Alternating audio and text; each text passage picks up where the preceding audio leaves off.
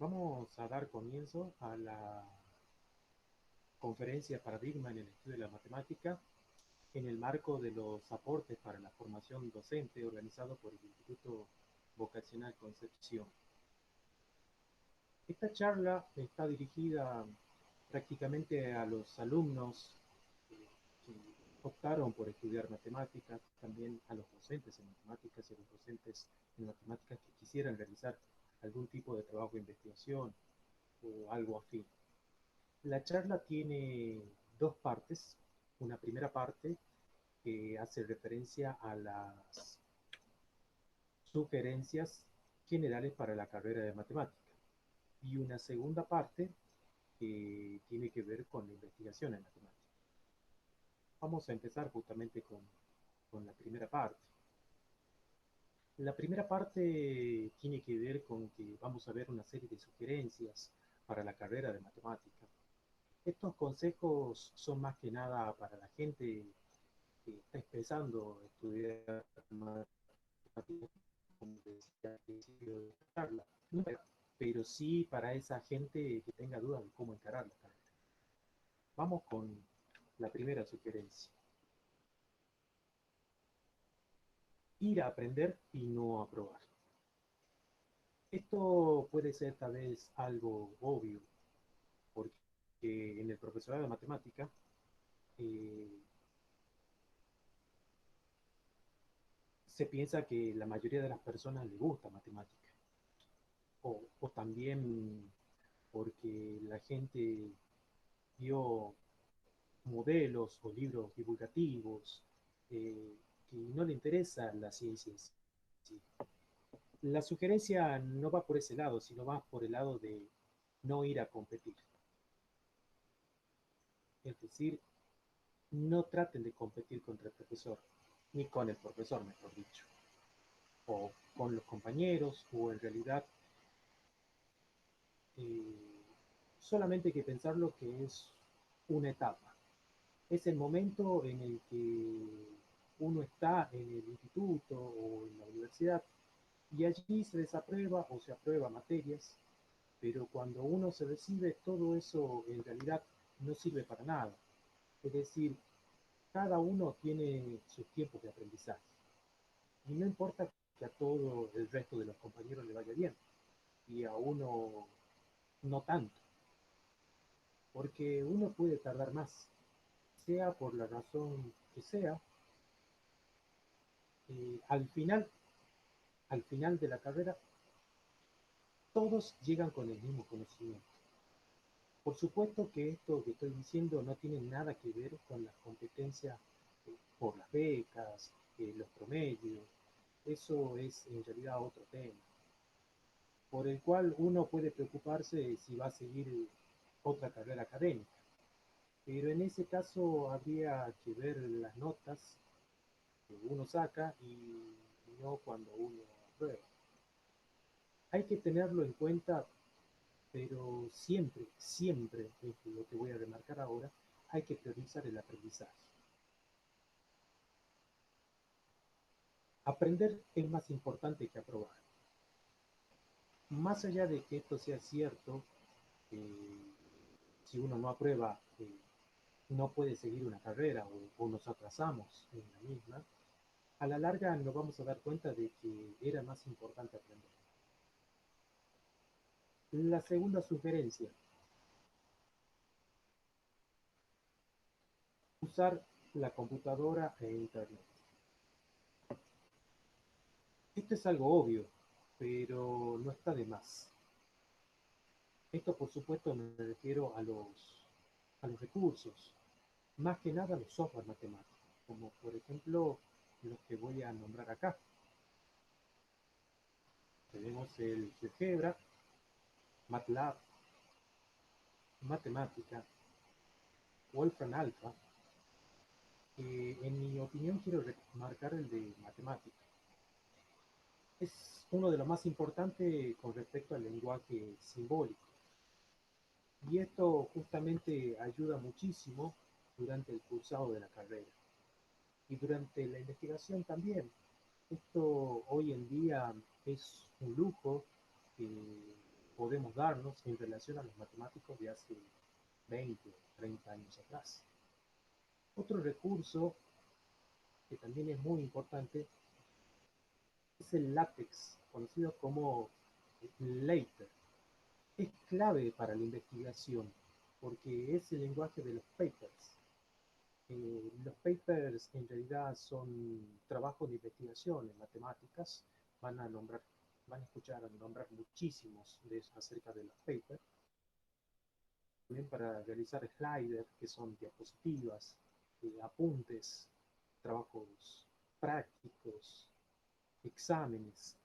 En realidad es una herramienta muy poderosa que se utiliza mucho hoy en día. En definitiva y en general, todo lo que vayamos a usar se escribe en LaTeX o Later, como ustedes quieran nombrar. En LaTeX podemos encontrar dos editores, más que nada el conocido como Text Studio o el Overlay, así como lo marcamos en las diapositivas. Estos se pueden conseguir en internet, son gratuitos. Puse dos ejemplos, pero hay muchos más. Esto es muy importante, porque trata de una carrera de grado y tenemos que escribir un trabajo de investigación, por ejemplo, una tesis o una carrera de posgrado. Uno tiene que aprender sí o sí esto. Antes se desarrollaba con Word o con el editor de ecuaciones, pero estos software tienen sus limitaciones y además son de menor calidad. Algo más que también puede ayudar muchísimo es el uso de apuntes de PDF de universidades, videos de YouTube, todos que puedan usar son muy bienvenidos. No hay que desaprovechar Internet. Por supuesto que no hay que desaprovechar Internet. Internet es una herramienta poderosísima. Implícito está esto de aprender inglés. Muy, pero muy importante. Por lo menos es el inglés técnico.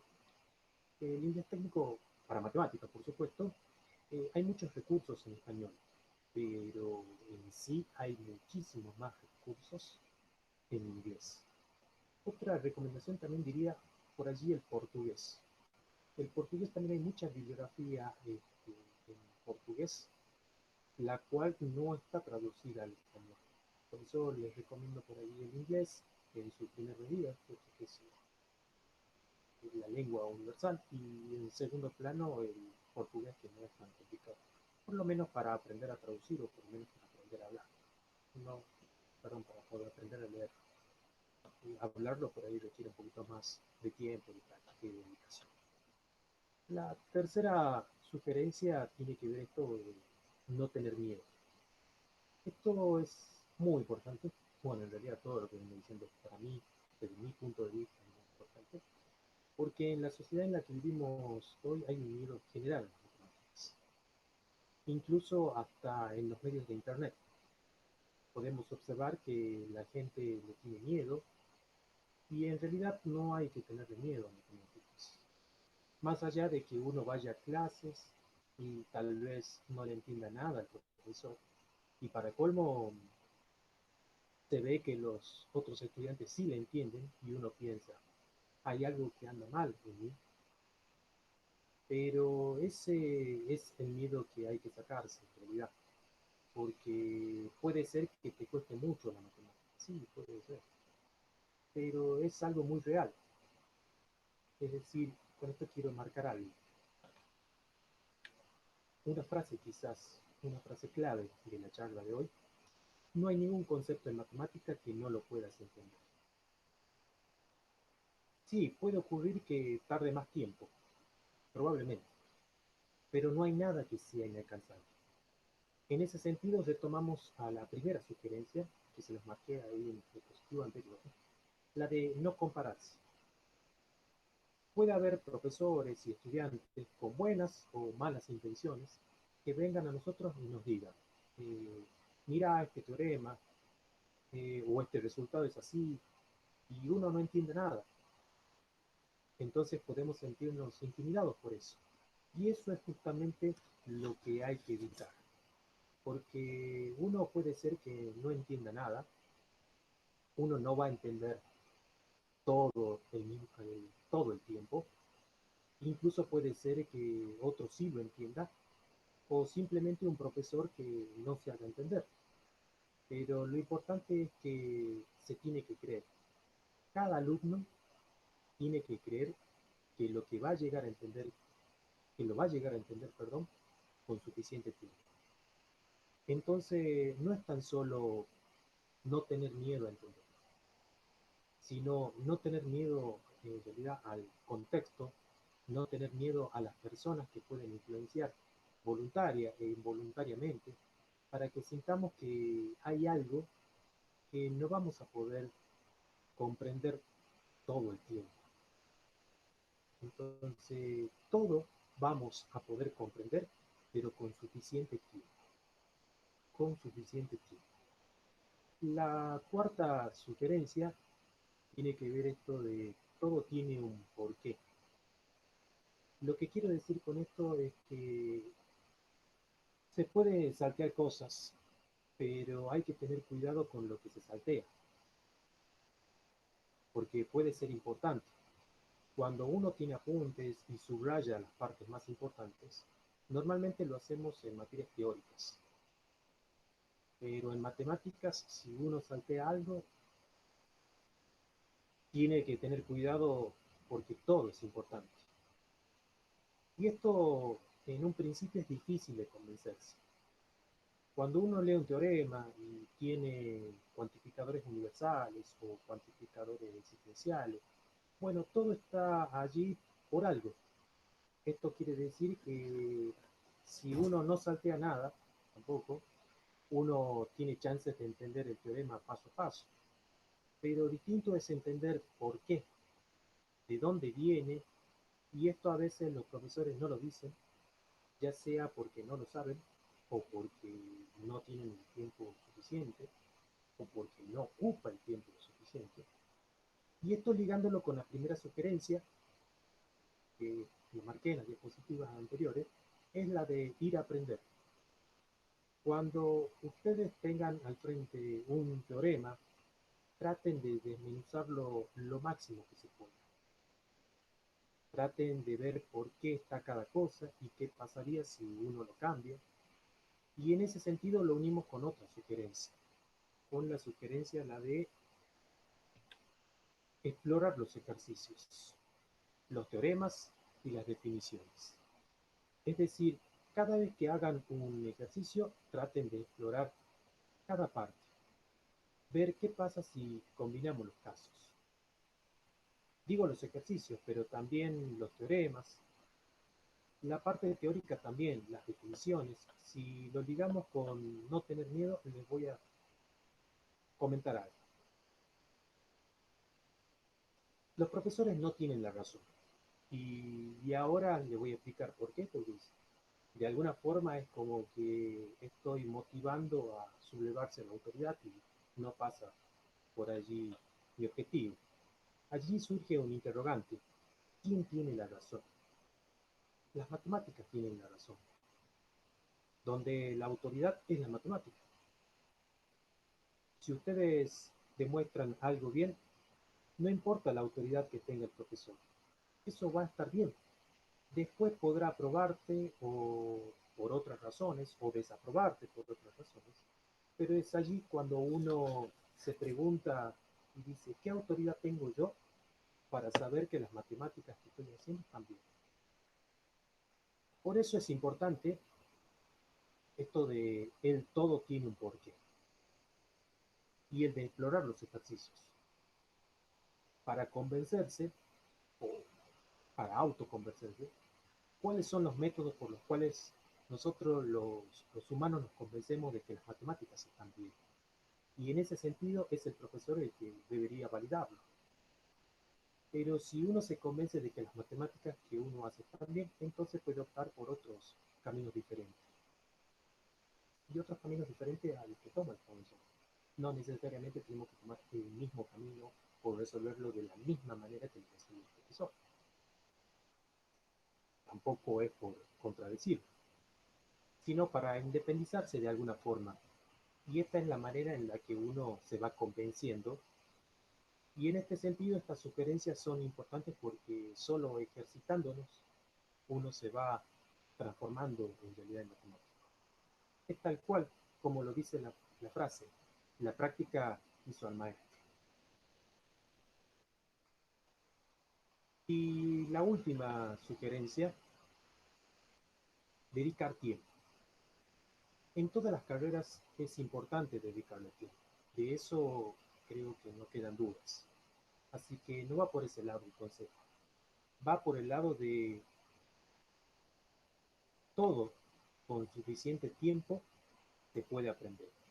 Si uno dedica mucho tiempo, sobre todo a esto de que todo tiene un porqué, o lo de analizar los ejercicios, lo de buscar recursos, entonces ahí uno comienza a ganar un poco de experiencia. Pero por el contrario, si uno no le dedica tiempo, es muy difícil. Es muy difícil. Porque allí sí se diferencia de los demás. Y ahí, justamente ahí, es lo que quiero remarcar en este momento, es en donde aparece la genialidad. La genialidad está en cuanto al tiempo uno tarda en darse cuenta de las cosas. Los genios en general son rápidos. Nadie, absolutamente nadie, nace sabiendo matemáticas. Las matemáticas las cumplimos nosotros, o por lo menos la notación seguro. Así que si uno es bueno en matemática es porque adquiere los conocimientos más rápidos y eso puede ser porque es bueno de naturaleza, también porque de niño empezó con estimulaciones tempranas o cosas o resolviendo cosas complicadas, o puede ser que justamente le dedicó mucho tiempo, que es en lo que hacemos base con respecto a la constancia, a la perseverancia. De ahí esto de no compararse. No importa cómo alguien sabe más o menos, las fórmulas matemáticas son las mismas para todos. Pero nadie nace sabiendo. Ahora, en ningún momento les dije que las matemáticas eran fáciles. En realidad es difícil, como también es difícil hablar en chino, por darles un ejemplo. Pero no es imposible.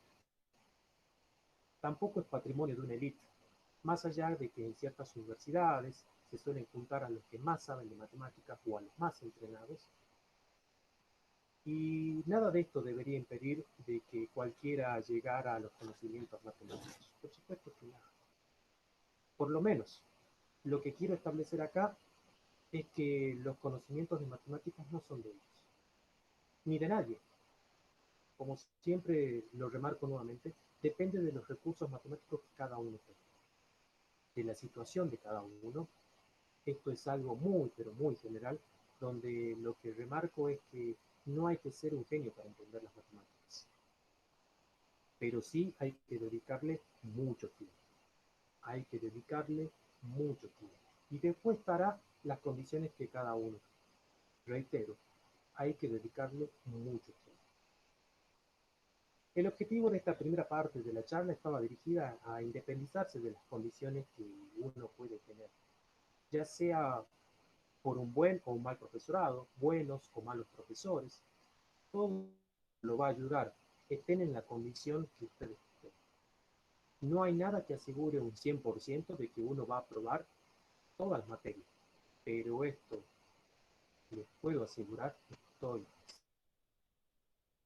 de que este es el camino, por el lado de intentarlo y de disfrutar justamente lo que llamamos aprendizaje. Estas sugerencias, como le decía justamente al principio, van dirigidas para los estudiantes que les cueste o tengan miedo de estudiar matemáticas o estén por empezar la carrera de matemáticas, ya sea un profesorado, una licenciatura, y ven que todo esto está cuesta arriba. Esto es bastante normal, les pasa a la mayoría, más allá de que los supuestos, de que sean ustedes los supuestos genios o no lo sean. Pero algo sí lo que deben recordar es que no importa en sí el instituto o la universidad en la que tuvieron la posibilidad de estudiar o de cursar la carrera. sea considerada de las mejores o de las peores, el nivel matemático, vuelvo a reiterar, el nivel matemático nos lo damos nosotros mismos, sí, así como ustedes lo escuchan. Una vez recibido, no podemos quedarnos dormidos en los laureles. Debemos estudiar más, debemos aprender más, de manera autodidacta, y justamente allí va a depender del tiempo, de la dedicación y de las condiciones locales de cada uno.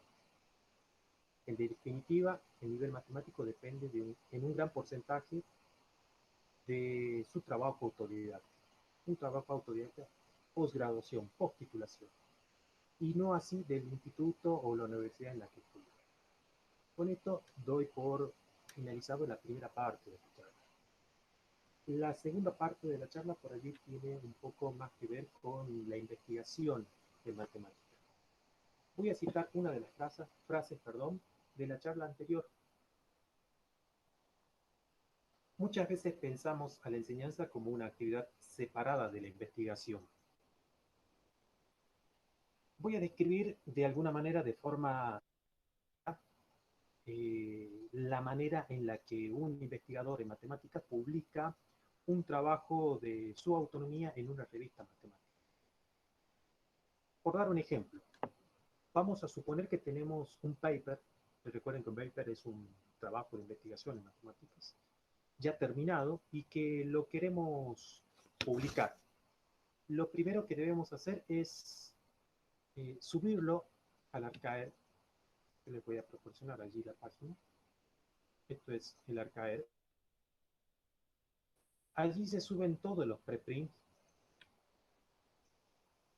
En realidad los preprints son los borradores, pero principalmente por una razón, que es para la de reclamar autoría. La fecha con la que se sube el documento al Arcaer es lo que después nos determina quién fue el primero en probar ese resultado, ya sea porque alguien copió ese resultado o porque a alguien se le ocurrió de forma independiente. Voy a mostrarles, allí tengo una captura de la página del Arcaer. Allí van a poder observar que esto es un reservorio de paper totalmente accesible, a diferencia de las revistas, por supuesto. En esta página está organizada por diferentes secciones de física, matemática y subsecciones. Principalmente son físicos y matemáticos los que usan esta sección. Por ejemplo, dentro de matemáticas podemos entrar a cualquier subsección. Aparecen allí geometría algebraica, topología algebraica, geometría algebraica, ya creo que lo nombré, teoría de la categoría, análisis clásico, combinatoria, álgebra conmutativa, variables complejas. Todos ellos son subsecciones. Y por supuesto que todos los días se suben nuevos artículos, preprints, que son los operadores, y uno puede presionar en cualquier link y acceder al abstract, es decir, al resumen de cualquiera de ellos. Luego, en la parte de selección, fíjese que allí aparecen otras más. Hay una página muy importante, se llama Simago, en donde sirve para ver el tipo de revistas que hay, ¿sí? E inclusive está una indexación. La indexación es en realidad el lugar en el ranking. Hay un ranking de revistas. Hay revistas que, de acuerdo a su posición en el ranking, son consideradas buenas y otras no tan buenas. Todo depende justamente del índice. Podemos observar que allí le saqué una captura de esa pantalla. Podemos observar que la revista que nos interesa y mirar justamente el ranking. Allí aparecen revistas trimestral de economía, informes nacionales, o también una búsqueda por tema. Y allí encontramos la revista por orden, pero de acuerdo al ranking. Lo primero que aparece en el ranking interno es al H. No sé si llegan a verlos. Yo lo voy a remarcar acá. Voy a utilizar la opción puntero.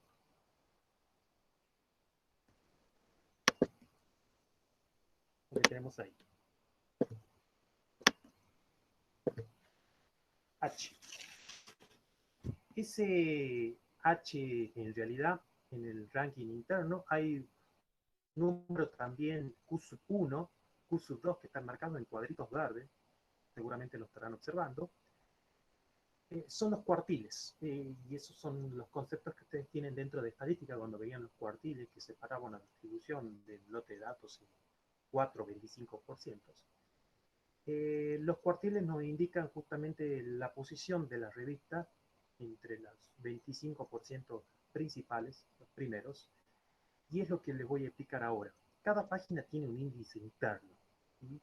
En este caso es un número que anualmente lo que hace es tomar pa, para un año, por ejemplo, supongamos en el año, estamos en el año 2020, debemos verificar los 3 años anteriores, es decir, del 2007, 2018, 2019, todos los papers que hayan sido publicados y además observar eh, todas sus citaciones. Se hace un promedio y lo que da como número es un, bueno, obviamente es un número, que es un número al cual nosotros lo designamos como índice. Y ese sería el índice para el año 2020, por ejemplo. Y Q1, como les decía al principio, significa que está en el primer cuartil, es decir, en el primer 25%. Y esto es quizás una forma metódica de separarlos por alguna cuestión de jerarquía, en base a sus contenidos, por supuesto. Podríamos pensar que el cuartil 4, Q4, están las peores y que si publicas sirve para nada, pero no, esto no es del todo cierto. Lo peor en realidad es no estar indexado, es decir, no aparecer en el ranking, que tu publicación esté publicada, valga la redundancia, en alguna revista que no esté en el ranking. Las razones por las cuales una revista puede o no estar indexada, es decir, en un ranking, pueden ser muchas. Inclusive puede no estar indexada con editores prestigiosos. Pero en definitiva no es lo mismo publicar en una revista indexada a que una revista no esté indexada. Por lo menos para la comunidad científica. Después del proceso de selección de revistas, tenemos que enviar justamente, bueno, estos son los cuartiles, las mejores, en el cuartil 1, en el cuartil 4, las no tan buenas. ¿Sí? Bueno, les decía justamente que después del proceso de selección de las revistas, tenemos que enviar el paper a las revistas y a través de un mail o algún tipo de sistema, dependiendo de la revista, en donde el primer filtro es el editor. El editor se concentra más que nada en la coherencia, pero no lo observa en profundidad. En realidad no lo observa. Pero sí es él el encargado de buscar y enviarlo a un referí. Y ahora vamos a ver cuál es el papel del referí. El referí es el experto que leerá nuestro paper. Eh, es más, puede ser que el editor no conozca el referí, ni siquiera la revista, o si lo conoce tan solo por nombre. El editor se comunica con el referí decide si acepta o no, y si dice que no, lo que hace el editor es buscar a otro referí hasta que alguno diga que sí. Lo curioso es que al referí le va a pagar por esto, el referí es el encargado de leer eh, el trabajo, y, y aunque parezca incluso curioso esto de que el referí no va a cobrar absolutamente nada, el sistema lamentablemente es así. Estas revistas cobran, pero los referí no. El referí es el encargado de hacer las recomendaciones o algún tipo de, de correcciones. Y, y, si hay que hacer ese tipo de correcciones, se comunica directamente con el editor y decide si se publica o no, y lo reenvía al editor. Y por último, el que tiene la palabra de que si la investigación se publica o no es el editor. Es decir, del editor al referí. Del referí devuelve al editor y del editor se comunica con el investigador y le informa si la publicación tiene condiciones para estar publicada o no. Es decir, el editor es el que tiene la última palabra. Por último, es este el que publica el paper en la revista. Otra cosa que por allí no dije y que es en realidad muy importante es que no se debe enviar dos trabajos a la misma revista. Justamente perdón, no se debe enviar dos trabajos a diferentes revistas. Justamente para no hacer trabajar a dos referí al mismo tiempo, es decir, al vicio. Una vez aceptado y publicado, se le asigna un DOI. Un DOI es en realidad un número que funciona como identificador único y permanente para las publicaciones electrónicas. Algunas son gratis y otras son de con una, son pagas y otras, bueno, como les dije al principio, son de acceso libre. Por último, no voy a dejar de mencionar que no cualquiera puede publicar en el archive. Uno de los filtros generales para poder publicar un paper en una revista es poseer algún mail corporativo, ya sea o mail institucional. Si se tiene un mail de una institución educativa o de investigación, es como que da crédito, ¿no? Y que esta persona valida a que pertenece por lo menos al mundo académico. En mi opinión, esto lo dejo bien en claro, en mi opinión, diría que el filtro más importante, por lo menos para enviar trabajo, es esto de poseer un mail corporativo. Y después habrá que ver si el referato decide si se publica o no. Y con esto, bueno, damos por finalizado la segunda parte de la charla, ¿no?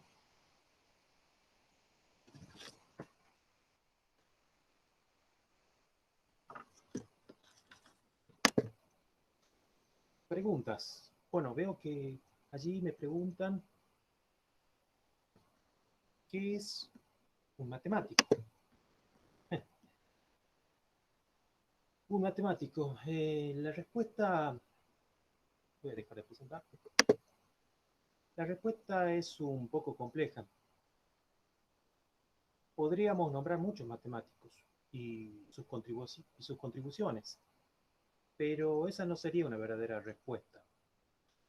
Para ser matemático diría que no hace falta tener un título. Por ejemplo, un matemático francés conocido como Pierre de Fermat y catalogado como uno de los mejores matemáticos del siglo XVIII, eh, era abogado, no era matemático.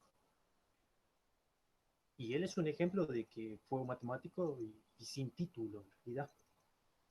Inclusive se puede ser un gran profesor y no ser matemático. Lo que a uno lo puede calificar quizás como matemático es su trabajo de investigación en matemáticas. Matemáticas puras, matemáticas aplicadas, ya sea para una institución o para su crecimiento académico. Desarrollar la capacidad de resolución de problemas, hacer conjeturas, demostrarlas, o por lo menos intentar demostrarlas, usando la lógica, la abstracción y por sobre todas las cosas, atreverse a profundizar en otras ramas de las matemáticas. Vuelvo a reiterar, por sobre todas las cosas pienso que una persona considerada como matemático es atreverse a profundizar en otras ramas de la matemática. Muchas gracias.